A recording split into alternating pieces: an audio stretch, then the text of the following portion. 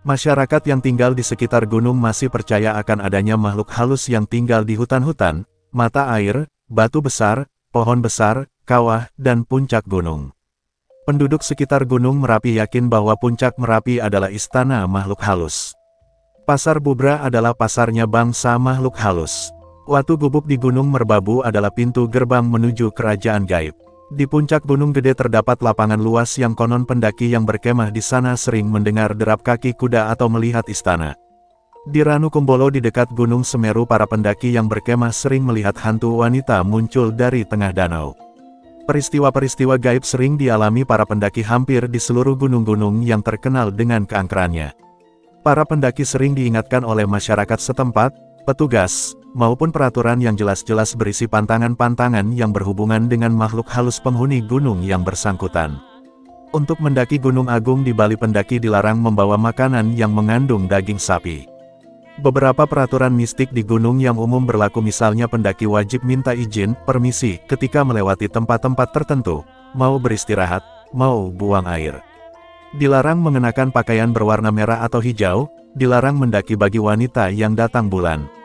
Larangan mendaki Gunung Sindoro pada hari Jawa Wage dan Selasa Kliwon. Larangan mendaki Gunung Agung pada hari besar agama. Terlepas dari percaya atau tidak percaya, seorang pendaki yang sopan harus tetap mengikuti peraturan-peraturan masyarakat setempat. Tidak ada salahnya kita menghormati kepercayaan masyarakat setempat, juga guna menghindari terjadinya hal-hal yang tidak diinginkan. Akibat buruk yang terjadi biasanya, pendaki akan linglung kehilangan arah sehingga akan berputar-putar di suatu tempat, bisa jadi akan kesurupan, atau akan berjumpa dengan hal-hal yang aneh, bisa juga mengakibatkan kecelakaan yang fatal. Di tengah danau Ranu Kumbolo di tengah malam bulan purnama, sering muncul penampakan Dewi Penunggu Danau, yang berupa gumpalan kabut tebal yang berputar-putar dan berubah menjadi seorang wanita. Makhluk halus menurut masyarakat Jawa, di mana gunung-gunungnya masih dianggap angker, dapat dibagi menjadi beberapa golongan yakni. Roh leluhur adalah roh semua orang yang sudah meninggal dunia. Orang percaya bahwa waktu manusia meninggal dunia, jiwanya akan melayang-layang di atas rumahnya selama 40 hari. Setelah itu jiwanya akan mendiami sesuatu tempat menurut kepercayaan orangnya. Biasanya orang percaya bahwa roh leluhur bersifat baik dan akan menjaga anak cucunya. Dan Hyang adalah makhluk halus yang tertinggi dan biasanya mendiami tempat seperti gunung, sumber mata air, sungai, desa, mata angin atau bukit. Makhluk halus ini bersifat baik dan suka menolong manusia. Dan Hyang seringkali dianggap sebagai roh pelindung. Demit adalah roh sakti yang mendiami tempat-tempat angker yang biasa disebut punden, seperti reruntuhan candi kecil, pohon beringin, makam tua, mata air yang tersembunyi, batu besar, del. Demit sering dimintai pertolongan oleh manusia yang biasanya meminta kekayaan, kesehatan, kesembuhan, keturunan, keselamatan, pengasihan. Biasanya disertai dengan selamatan sederhana berupa nasi tumpeng, ayam, kue, dan bunga. Tuyul adalah makhluk halus ini yang berwujud anak kecil yang telanjang bulat dan berkuncung di kepalanya, dan berkelakuan seperti anak kecil yang bandel. Untuk mencari tuyul dapat dilakukan dengan bersemedi di tempat-tempat angker. Memeliharanya tidak terlalu sulit, cukup dengan menyediakan tempat tidur dan memberi makanan pada saat petang. Lelembut adalah makhluk halus yang sering mengganggu, merusak, membuat sakit dan mematikan manusia. Lelembut seringkali merasuki orang sehingga membuatnya sakit, gila, bahkan meninggal. Lewat badan seseorang inilah lelembut dapat menyampaikan kemauannya. Kerasukan lelembut dapat dibedakan menjadi beberapa jenis: kesurupan, kampir-kampiran, kampel-kampelan, setanan, kejiman, keinan, dan kemongbong. Salah satu cara melepaskan lelembut dengan memanaskan kaki pada api unggun. Memedi seringkali menampakkan wujudnya dan suka menakut-nakuti manusia. Ada banyak makhluk halus yang termasuk dalam jenis memedi, yaitu Banaspati, Jin, Wewe, Genruwo, Peri, Jerangkong, Wedon, Buta, Tetekan dan Gundul Pringis. Jerangkong berwujud kerangka tulang manusia. Wedon berupa mayat berbalut kain kafan. Banaspati makhluk halus yang berjalan dengan kedua tangannya, sambil mulutnya menyemburkan api, wajahnya terletak pada tempat alat kelamin. Sundel bolong berwujud wanita cantik yang punggungnya bolong tertutup rambut panjang, suka merayu lelaki. Setelah berkencan testis si lelaki akan dipencet atau dikebiri. Genruwo sering berubah wujud menjadi manusia, menyamar sebagai seorang suami dan menggauli seorang wanita istri yang sedang ditinggal suaminya. Genruwo senang berada di tempat-tempat yang gelap, gang sempit dan buntu, dan WC umum.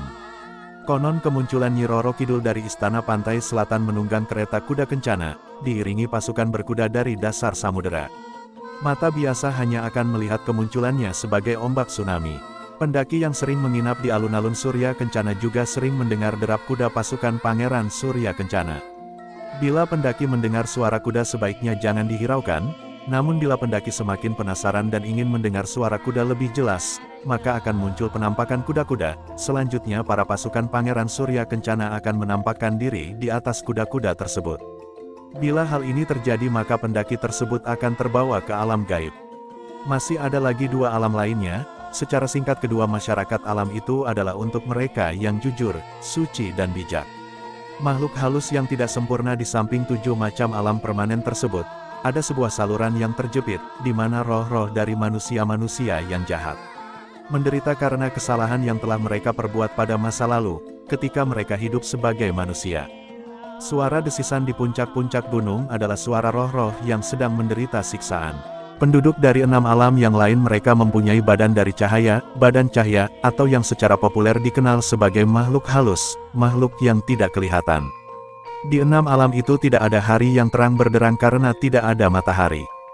Keadaannya seperti suasana malam yang cerah di bawah sinar bulan dan bintang-bintang yang terang, maka itu tidak ada sinar yang menyilaukan seperti sinar matahari atau Bagaskoro, Jawa halus.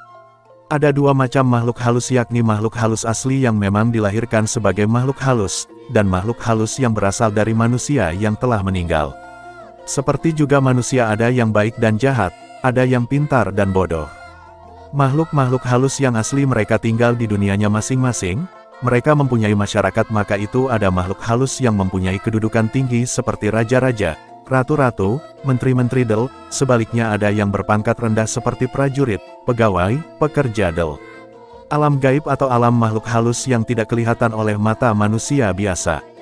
Merkayangan kehidupan di saluran ini hampir sama seperti kehidupan di dunia manusia, kecuali tidak adanya sinar terang seperti matahari.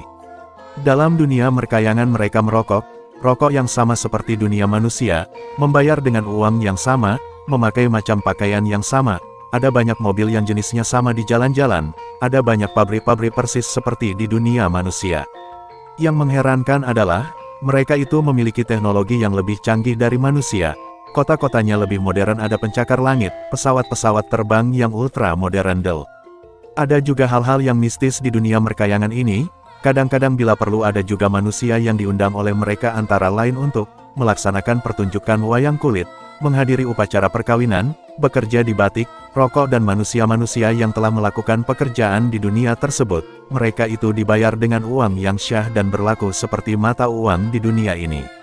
Siluman makhluk halus ini tinggal di daerah yang berair seperti di danau-danau, laut, samudera del, masyarakat siluman diatur seperti masyarakat zaman kuno. Mereka mempunyai raja, ratu, golongan aristokrat, pegawai-pegawai kerajaan, pembantu-pembantu, budak-budak del. Mereka itu tinggal di keraton-keraton, rumah-rumah bangsawan, rumah-rumah yang bergaya kuno. Kalau orang pergi berkunjung ke Yogyakarta atau Jawa Tengah, orang akan mendengar cerita tentang beberapa siluman antara lain, Kanjeng Ratu Kidul, Ratu Laut Selatan, ratu legendaris, berkuasa dan amat cantik, yang tinggal di istananya di Laut Selatan, dengan pintu gerbangnya Parangkusumo. Parangkusumo ini terkenal sebagai tempat pertemuan antara Panembahan Senopati dan Kanjeng Ratu Kidul. Dalam pertemuan itu, Kanjeng Ratu Kidul berjanji untuk melindungi semua raja dan kerajaan Mataram. Beliau mempunyai seorang patih wanita yang setia dan sakti yaitu Nyai Roro Kidul. Kerajaan Laut Selatan ini terhampar di pantai selatan Pulau Jawa, di beberapa tempat kerajaan ini mempunyai adipati. Seperti layaknya di sebuah negeri kuno di kerajaan Laut Selatan ini juga ada berbagai upacara, ritual del dan mereka juga mempunyai angkatan perang yang kuat. Sarpo Bongso penguasa Rawa Pening, sebuah danau besar yang terletak di dekat kota Ambarawa antara Magelang dan Semarang. Sarpo Bongso ini siluman asli, yang telah tinggal di telaga itu untuk waktu yang lama bersama dengan penduduk golongan siluman. Sedangkan Kanjeng Ratu Kidul bukanlah asli siluman. Beberapa abad yang lalu beliau adalah seorang gusti di kerajaan di Jawa, tetapi patihnya Nyai Roro Kidul adalah siluman asli sejak beberapa ribu tahun yang lalu. Kajiman mereka hidup di rumah-rumah kuno di dalam masyarakat yang bergaya aristokrat, hampir sama dengan bangsa siluman, tetapi mereka itu tinggal di daerah-daerah pegunungan dan tempat-tempat yang berhawa panas. Orang biasanya menyebut merak Jim. Demit bangsa ini bertempat tinggal di daerah-daerah pegunungan yang hijau dan lebih sejuk hawanya. Rumah-rumah mereka bentuknya sederhana, terbuat dari kayu dan bambu. Mereka itu seperti manusia, hanya bentuk badannya lebih kecil. Di samping masyarakat yang sudah teratur seperti merkayangan, siluman, kajiman, dan demit, masih ada lagi dua alam lainnya. Secara singkat, kedua masyarakat alam itu adalah untuk mereka yang jujur, suci dan bijak. Makhluk halus yang tidak sempurna. Di samping 7 macam alam permanen tersebut, ada sebuah saluran yang terjepit, di mana roh-roh dari manusia-manusia yang jahat menderita karena kesalahan yang telah mereka perbuat pada masa lalu, ketika mereka hidup sebagai manusia. Suara desisan di puncak-puncak gunung adalah suara roh-roh yang sedang menderita siksaan. Hubungan manusia dan makhluk halus. Selamatan sering diadakan untuk menghormati dan sebagai rasa terima kasih kepada roh leluhur, misal upacara bersih desa. Setiap satu suro, beberapa masyarakat gunung sering memberi sesaji keselamatan berupa kepala kerbau yang ditanam di puncak atau di kawah. Sesaji kepada roh leluhur masyarakat Bromo terkenal dengan upacara Yatnya Kasada. Manusia juga sering memberi sesaji kepada makhluk halus agar terhindar dari berbagai gangguan. Sesaji pada umumnya berupa makanan, minuman, bunga, uang, rokok, kadang pakaian. Ada juga yang memberi sesaji minuman keras yang memabokkan. Untuk menghindari gangguan makhluk halus, kadang manusia membuat rintangan dengan membuang buah-buahan yang berbau busuk atau bau-bauan lain yang tajam. Manusia juga sering minta pertolongan makhluk halus di gunung-gunung tertentu, untuk berbagai keperluan, misal minta keselamatan, kekayaan, kenaikan pangkat, penglarisan, jodoh, del. Makhluk halus yang baik sering memberi pertolongan kepada pendaki gunung yang tersesat dengan menyamar menjadi binatang, misalnya burung. Di Gunung Sumbing, konon pendaki yang ketinggalan temannya akan ditemani oleh sesosok orang yang sebaya dengan pakaian putih. Ada 9 macam makhluk halus yang katanya suka menolong manusia supaya menjadi kaya dengan kekayaan material yang berlimpah pesugihan. Pemujaan terhadap ke-9 makhluk jahat itu merupakan kesalahan fatal. Mereka itu bila dilihat dengan mata biasa kelihatan seperti jaran penore atau kuda yang kepalanya menoleh ke belakang, serengara nyarap atau anjing menggigit, bulus jimbung atau bulus yang besar, kandang bubra atau kandang yang rusak, umbel molor atau ingus yang menetes, kutuk lamur atau sebaksa ikan yang penglihatannya tidak terang, gemak melung atau burung gemak yang berkicau, codot ngising atau kelelawar berak, bajul putih atau buaya putih.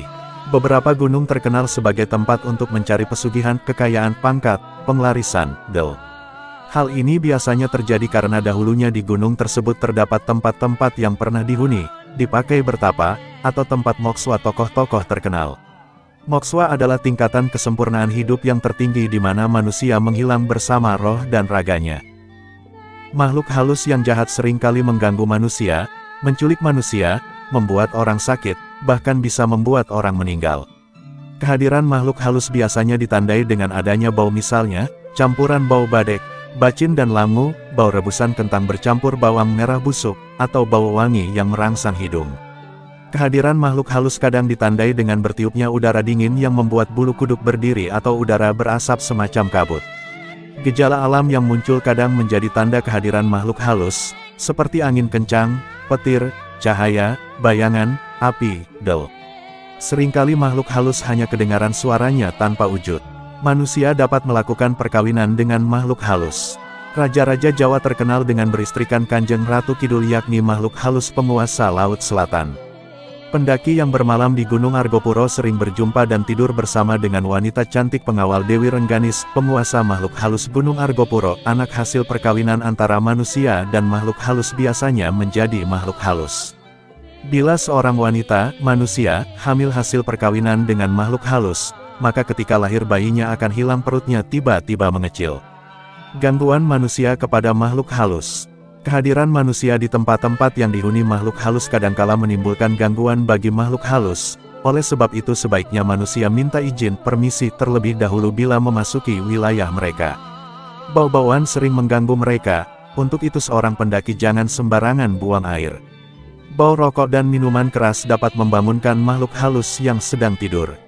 Suara gaduh juga bisa membuat marah makhluk halus. Pendaki yang iseng memindahkan atau merusak tanaman atau benda-benda, bisa jadi secara tidak sadar ikut merusak tempat tinggal makhluk halus. Memindahkan batu besar yang diyakini sebagai tempat tinggal makhluk halus, kadangkala tidak pernah berhasil. Begitu juga dengan upaya menebang pohon besar seringkali gagal, harus dengan disertai upacara membayar ganti rugi, berupa sesaji khusus. Penebangan dan pengrusakan hutan dan pembangunan sarana-sarana kebutuhan manusia secara tidak langsung telah merusak tempat-tempat tinggal makhluk halus. Sehingga hanya masyarakat makhluk halus yang tinggal di gunung-gunung dan hutan-hutan, samudera lah yang masih bisa lestari. Makhluk halus sebagai penghuni dan penjaga alam bagaimanapun juga harus dihargai sebagai layaknya makhluk yang lain. Kemarahan makhluk halus bisa menimbulkan bencana wabah penyakit, tanah longsor, banjir, bahkan gunung meletus. Bagi pendaki yang pernah melakukan pendakian seorang diri pasti akan merasakan berbagai suasana nuansa gaib. Percaya atau tidak dengan alam makhluk halus, setiap pendaki tetap harus memahami tempat-tempat yang dianggap sakral dan angker oleh masyarakat setempat. Setidak-tidaknya bisa membawa oleh-oleh bahan cerita yang seru tentang gunung yang didaki. Seorang pecinta alam sejati akan menyapa matahari ketika muncul di ufuk timur. Hembusan angin kencang dianggap sebagai kejenakaan seorang sahabat, kucuran hujan deras adalah ajakan alam untuk bermain dan bercanda. Batu besar atau batang pohon bisa menjadi kawan kita berbicara, burung mengajak kita bernyanyi. Alam memang memiliki roh kehidupan. Pendaki yang ramah dan menghormati alam, dia akan turun gunung dengan semangat hidup yang baru yang dipenuhi spirit of the mountain.